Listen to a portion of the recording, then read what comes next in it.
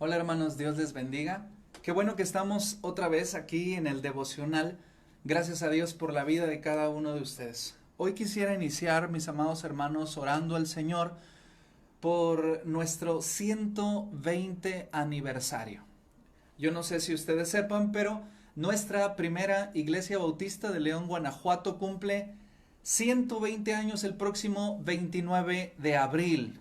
Gracias a Dios por la vida de nuestra iglesia.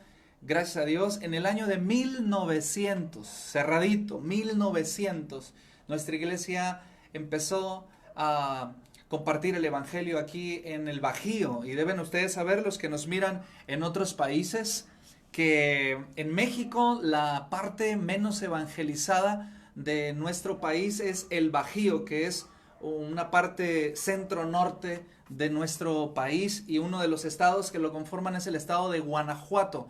Y la ciudad más grande del estado de Guanajuato es León, precisamente aquí en donde estamos ubicados.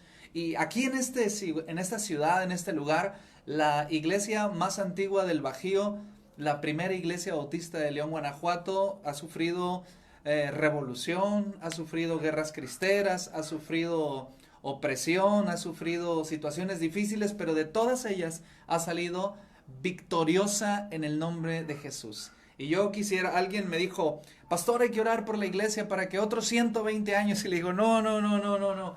Yo quiero que Cristo venga antes de 120 años más. No quiero cumplir 240 años como primera iglesia bautista. Pero bueno, eso lo tiene solamente el Señor en su voluntad.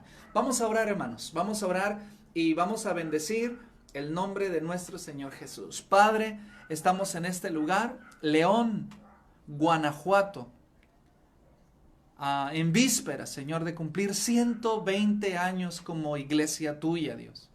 Y yo te quiero pedir, Señor, como pastor de esta iglesia, que tú bendigas nuestra congregación, bendigas, Padre Santo, a nuestros niños, a nuestros jóvenes, a nuestros adolescentes, Señor, en el nombre poderoso de Jesús. Yo te pido que bendigas a los matrimonios, Dios, que bendigas a nuestro liderazgo, Señor, que bendigas nuestra iglesia en un conjunto, Padre Dios, en el nombre de Jesús. Hubiésemos querido celebrar culto presencial, hubiésemos querido, Padre Dios, hacer una gran fiesta, Padre, pero en tu voluntad nos has enviado a casa, Señor, en tu voluntad. Esta situación complicada del coronavirus, Padre, ha estado en medio de nuestra celebración. Pero esto no nos va a detener, Padre, en el nombre de Jesús. Yo te pido que bendigas el culto del próximo domingo, también virtual, en donde tu nombre será exaltado. Danos creatividad, danos palabra, danos entereza, danos firmeza, Dios, en el nombre poderoso de Jesús. Oramos y te damos gracias. Amén. Amén, hermanos. Bueno, pues ¿qué les parece si vamos al capítulo 4 del libro de los Hechos? Ya lo tenemos aquí. El título de hoy es Los creyentes piden confianza y valor. Vamos allá. Vamos al capítulo 4 y ahora vamos a abarcar del versículo 23 al versículo 31. Vamos a darle lectura. Siempre la lectura de la palabra de Dios no podemos obviarla. Cuando es demasiada yo sufro porque no quiero saltarme esa bendición de leer la Biblia junto con ustedes. Yo les pido, mis amados hermanos, que nos acompañen a leer la palabra. Dice: y puestos en libertad, recuerden que venimos de un contexto, la sanidad de la persona que está pidiendo limosna al templo de la Hermosa. Después fuimos al concilio, después fuimos a la cárcel con Pedro y Juan, y después fuimos a ese lugar en medio de ellos donde los amenazaron, y después de eso, pues no tuvieron más remedio que soltarlos. Y ahora sí, el 23 dice: y puestos en libertad, vinieron a los suyos y contaron todo lo que los principales sacerdotes y los ancianos les habían dicho. Y ellos, habiéndolo oído, alzaron unánimes la voz y dijeron, hasta allí. Vamos a analizar primero este segmento. Dice, puestos en libertad. ¿Qué pasa, hermanos? Cuando los pusieron en libertad, lo primero que hicieron es correr hacia los suyos. Me encanta este texto porque dice los suyos, los que le pertenecen. Y cuando tú te metes al análisis de esta palabra, los suyos, puedes encontrar tres cosas interesantes. Lo primero que tú puedes encontrar es pertenencia. Lo segundo que tú puedes encontrar es una misma pieza. Es una palabra que se utilizaba anteriormente para significar algo que era de una misma esencia, de una misma naturaleza, de una misma pieza, lo suyo. Aparece también una palabra similar en aquella parte donde dice a lo suyo vino, cuando habla acerca de Jesús, 1:12 del Evangelio según San Juan. Lo suyo significa le pertenece, lo suyo significa de la misma esencia, de la misma naturaleza. Y lo suyo también, fueron a los suyos, también es una palabra interesante porque habla de prisa, habla de urgencia, habla de solicitud. Entonces dice la palabra del Señor, y puestos en libertad, a prisa fueron a lo que era de su misma esencia. A prisa fueron a lo que eran de una misma pieza con ellos. A prisa fueron a lo que les pertenecía. Y creo que aquí está una de las enseñanzas más hermosas de la palabra del Señor. Somos colectividad, somos comunidad. En algún tiempo pastoreamos para la gracia del Señor y para gloria a Dios en Cancún, Quintana Roo, que les envío un saludo afectuoso a todos mis amados hermanos de Cancún. Y tuvimos por allá en algún momento de nuestro ministerio un centro comunitario. Me acuerdo mucho de Alex Alejos que me decía, pastor, ¿me da coca? Porque comíamos juntos en la casa. Y le digo, sí, hermano. Y él me decía algo que se me quedó grabado. Dice, es que la coca es comunitaria, pastor. Cuando me decía, pastor, vamos a ir al carro, súbase al carro. Y él me decía otra vez, es que el carro es comunitario, pastor. Y entonces la palabra comunitario por el centro comunitario, Orer, se generó como un chascarrillo, como de bote pronto decir las cosas. Dame porque es comunitario. Y creo que cuánta verdad había en ese chascarrillo, en esa frase de bote pronto, de alegría, de jocosidad. Amado hermano en Cristo, de verdad, la vida es comunitaria. Tus pertenencias son comunitarias. Sí, amado hermano. Vivir en comunidad y no perder el sentido de pertenencia, de esencia de una misma pieza, es lo que nos va a mantener vivos, los que nos va a mantener en victoria en el nombre de Jesús. El individualismo y la propiedad lacerantemente privada no entra dentro del esquema de la iglesia.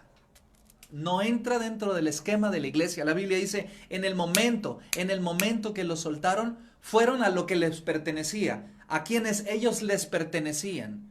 Una vez predicando un sermón con respecto de esto, le dije a la congregación, voltee con la persona que está a su costado, sentado en la banca, y dígale, me perteneces. Y se volvió a toda aquella una risa, una situación jocosa, pero yo le decía, ¿es en serio?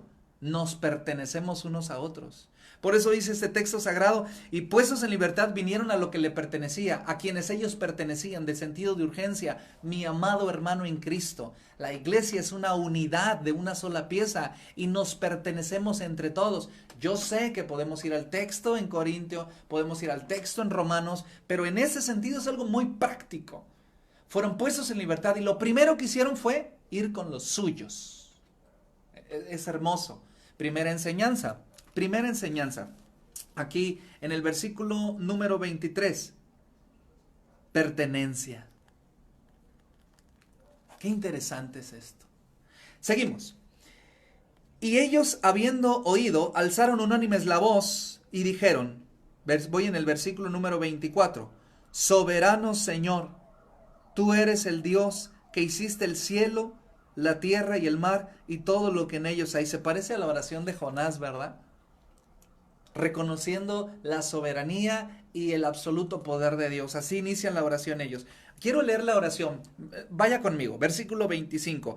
Y que por boca de David tu siervo dijiste. Está convocando a David. Está evocando la profecía en David. Dice, y que por boca de David tu siervo dice, ¿por qué se amotinan las gentes y los pueblos piensan cosas vanas?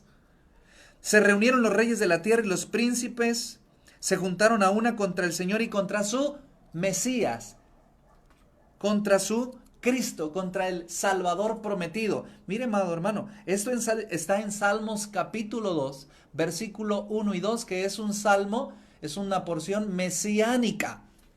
Todas las porciones antiguo testamentarias que tengan una anotación directa al Mesías, a Cristo, en cuanto a su ministerio, en cuanto a su pasión, en cuanto a su crucifixión, en cuanto a su ministerio, se les denomina mesiánicos, textos que apuntan hacia el Mesías. Y Salmo capítulo 2, versículo 1 y 2 habla acerca del Mesías. En el tiempo que el Salmo 2 se escribió, la identidad del Mesías era desconocida.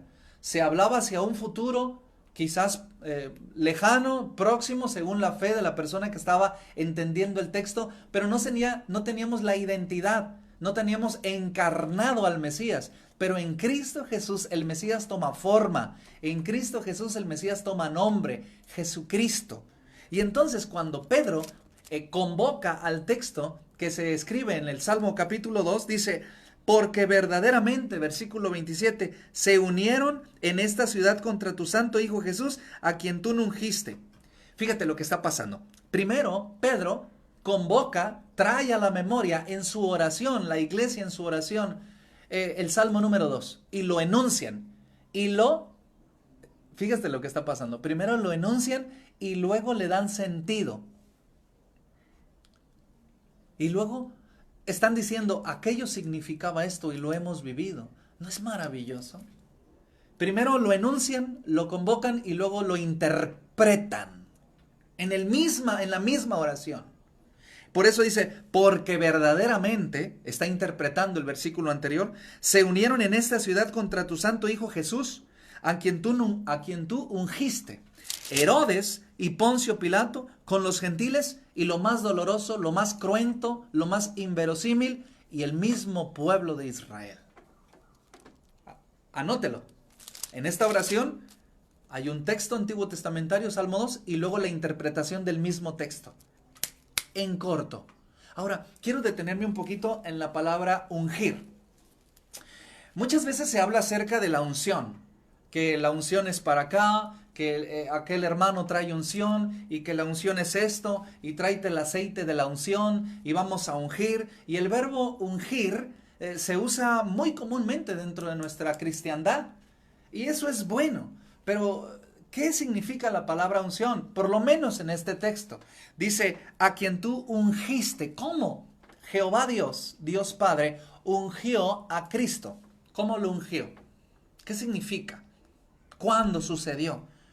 Bueno, podemos estar pensando en el bautismo, podemos estar pensando en la transfiguración, podemos estar pensando en el propio nacimiento, pero ¿en qué momento podemos ubicar en la línea del tiempo del ministerio de Jesús una unción de parte del Padre? Bueno, eso sí está como que complicado, identificar el momento antes de ser ungido y después de ser ungido. Pero no es una unción de un derramamiento de aceite o de agua, más bien es el ministerio de Jesús. ¿Qué significa la palabra unción? Más que un evento, es un estado. Más que un evento, es un estado, el estado de estar ungido. Y por eso Jesús estaba ungido. ¿Qué significa ungido? Autorizado, encomendado hacia la misión, facultado, empoderado. Es decir, se le había otorgado las cartas credenciales y el poder, la autoridad, la suficiencia para efectuar la misión. Vayamos al Antiguo Testamento. En el Antiguo Testamento, cuando alguien era ungido, se le daba una autoridad sobre algo específicamente. Si para sacerdote, ¿sí? Si para juez, ¿sí? Si para rey, para reinar. Pero se le daba una autoridad en la línea de su palabra clave, misión. La autoridad tiene que ver con la misión. La encomienda tiene que ver con la misión. Si era rey, tiene que reinar. Si era juez, tiene que juzgar. Si era sacerdote, tiene que ser vínculo entre Dios y los hombres. Pero también se le daba la facultad, la suficiencia, los recursos. Los recursos del reino estaban a disposición de ese hombre. ¿Se acuerda? Solo te voy a traer a tu memoria una vez que un hombre bien fortachón fue puesto en los pilares de una casa que estaba llena de, ¿se acuerda? De filisteos. Y entonces él en su oración dice, dame una vez más esa fuerza. Empodérame otra vez, autorízame otra vez, facúltame otra vez, úngeme. Y entonces él revienta aquellos paredones y cae todo. Dice la palabra del Señor que en aquella ocasión mató a más filisteos que jamás antes. Yo sé que tú sabes el nombre del juez.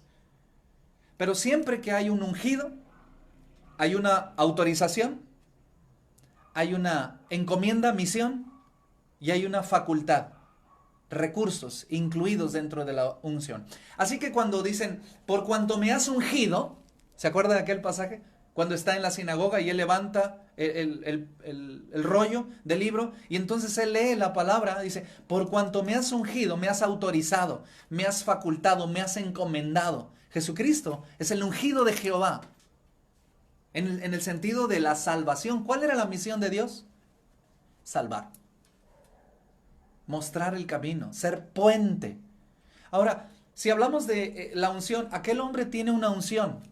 Sí, yo creo que aquel hombre tiene una unción. Aquel predicador tiene una unción. Yo creo que sí. Podríamos usar el término unción, pero en términos de que está autorizado para efectuar una misión. Está facultado para efectuar una misión. Está encomendado para llevar a cabo una misión. Eso significa unción. Así que tú estás ungido.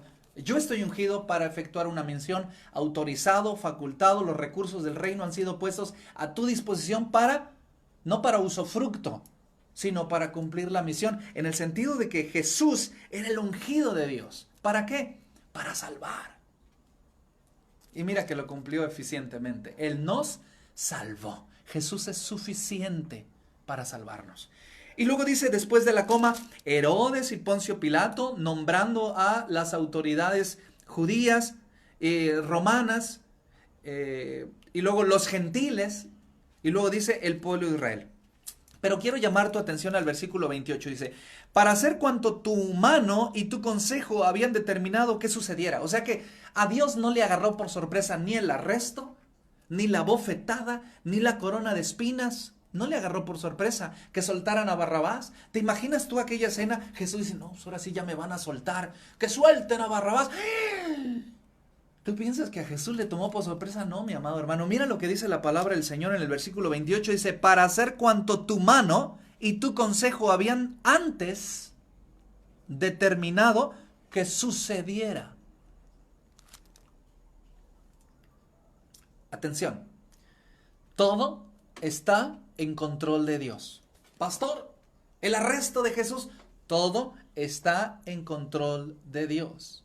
Pastor, la pasión, el golpe, todo está en control de Dios. Lo vimos durante la Semana Santa. Pastor, el coronavirus, estamos en la voluntad de Dios. La situación difícil, estamos en la voluntad de Dios. Para que hacer cuanto tu mano y tu consejo habían determinado desde antes que sucediera. Porque los que amamos a Dios, todas las cosas nos ayudan a bien. Mira lo que dice el versículo 9. Y ahora, Señor, mira sus amenazas.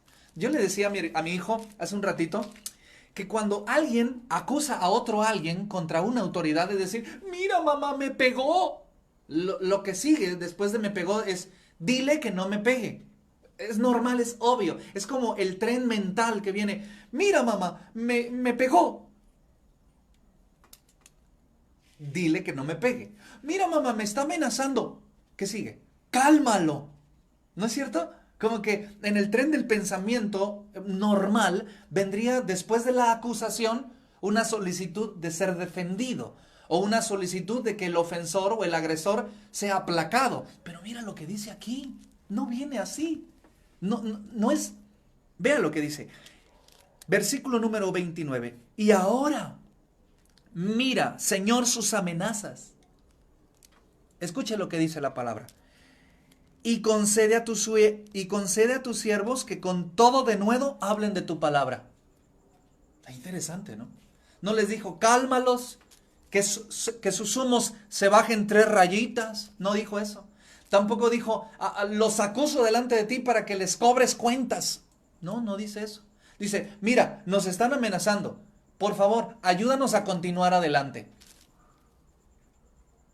Así dice. Mira, nos están amenazando. Y de hecho ayer hablamos de la intimidación, hablamos de ese intimarlos. Cállate, no vayas a predicarle el nombre de Jesús, cállate. Y cuando llegan con los suyos, lo primero que hacen es abrazar y estar allí y luego oraron. Mira sus amenazas.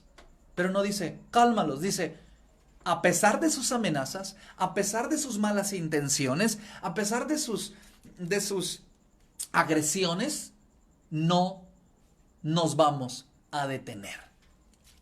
Mira lo que dice la palabra. Ahora, Señor, mira sus amenazas. Concede a tus siervos que con todo denuedo continúen haciendo lo que les molestó. Que con todo denuedo sigamos haciendo lo que les cayó mal en el estómago.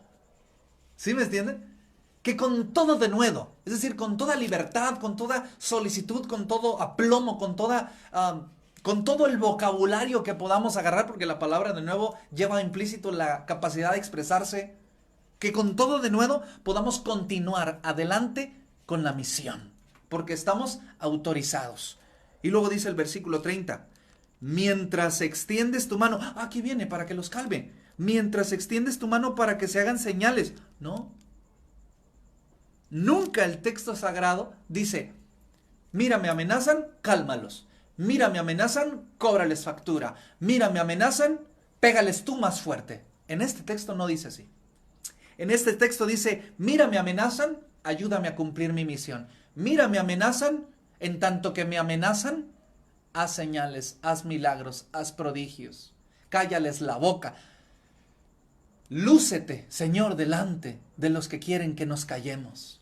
Dice la palabra del Señor, mientras extiendes tu mano para que se hagan sanidades y señales y prodigios mediante el nombre de tu santo Hijo Jesús. Apasionante. La segunda enseñanza. La primera es, los creyentes piden confianza y valor. ¿Cómo? Con la pertenencia. Y la segunda enseñanza es, cuando vayas a acusar a alguien delante de Dios, no pidas imprecatoriamente que le vaya mal. No, este texto no es como aquellos otros salmos que dice, Señor, rómpele los dientes. Este no es uno de esos salmos imprecatorios donde el salmista acusa, pero pide justicia fuerte contra los que le hacen mal. Este texto no. Este texto es nuevo testamentario. Este texto es aplicado a la iglesia. Este texto es para ti y para mí. Cuando alguien te amenaza, cuando alguien te intimida, cuando las cosas están difíciles, cuando el oprobio toca la puerta de tu casa, cuando la vergüenza se hace presente, sí, mira, Señor, sus amenazas. Permite que yo continúe haciendo lo que tengo que hacer, cuando lo tengo que hacer, de la mejor manera en que lo puedo hacer para tu gloria. Y mientras lo hago, manifiéstate con prodigios, con señales. Manifiéstate, Señor, con tu poder en mi vida y en la vida de los demás. Y los que te amenazan, déjalos que sigan amenazando. Que observen y se conviertan al Señor. Que se pasen al bando de Dios. Al no poder desacreditar el Evangelio. Versículo número 31. Cuando hubieron orado, el lugar en que estaban congregados tembló. Y todos fueron, otra vez la palabra esa, otra vez el término ese, y todos fueron llenos del Espíritu Santo. ¿Qué hace uno cuando es lleno del Espíritu Santo? Le brilla la cara, empieza a hablar uno de determinadas maneras. ¿Qué pasa cuando uno es lleno del Espíritu Santo? Bueno, ya vimos en los versículos anteriores, en el capítulo 2, que cuando uno es lleno del Espíritu Santo es testigo. Y hablamos de la glosolalia y hablamos de la xenolalia, pero en este texto dice, llenos del Espíritu Santo y hablaban. ¿Con denuedo qué? La palabra de Dios. La palabra denuedo ha aparecido ya varias veces en estos textos, el día de ayer y el día de hoy. Denuedo es pasión, soltura. Eso significa denuedo. Denuedo es, como decía el difunto Paco Stanley, injundia, ¿sí? Pasión, aventado para adelante. Denuedo, soltura en la palabra, convicción en la palabra, ¿sí? Eso significa denuedo. Que con denuedo, que con pasión, que con soltura, que con conocimiento, que con la experiencia sea testigo. Y hablemos de la palabra del Señor. Un día me dijo un maestro del seminario haciendo una crítica constructiva hacia la forma de evangelismo que algunos cristianos suelen llevar. Dice él, los cristianos dicen la verdad como si fuera mentira. Y las sectas dicen la mentira como si fuera verdad. Y me pegó. Me generó un conflicto a mí.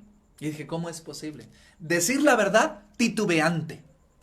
Decir la verdad con reservas. Decir la verdad sin aplomo, sin denuedo. Decir la verdad. La verdad se dice con denuedo. El que dice mentira deberían titubear, deberían temblarle los labios. Debería sentirse desganado hacia pronunciarla. Pero mi amado hermano, ¿de qué depende que una expresión sea verdad o mentira?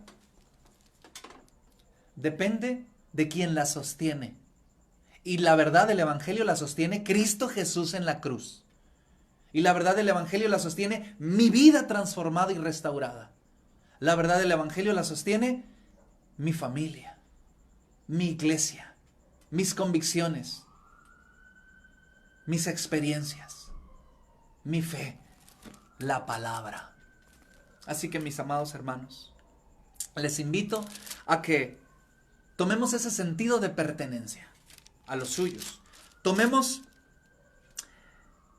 esa expresión de acusar, pero no acusar imprecatoriamente, sino acusar y decirle a Dios, a pesar de las intimidaciones, a pesar de la opresión, de la oposición, permíteme seguir adelante. Y número 3, lleno del Espíritu Santo. La manifestación más bíblica de la llenura del Espíritu Santo es el denuedo para predicar la palabra de Dios, para vivir la palabra de Dios. Que no lo engañen, mi hermano, que no lo engañen, por favor. La expresión, la evidencia más bíblica de la llenura del Espíritu Santo es el denuedo, la pasión, la soltura y el apego a la palabra del Señor. Al predicar la palabra, al vivirla, al tener la experiencia de ser testigo de Cristo Jesús. Amén.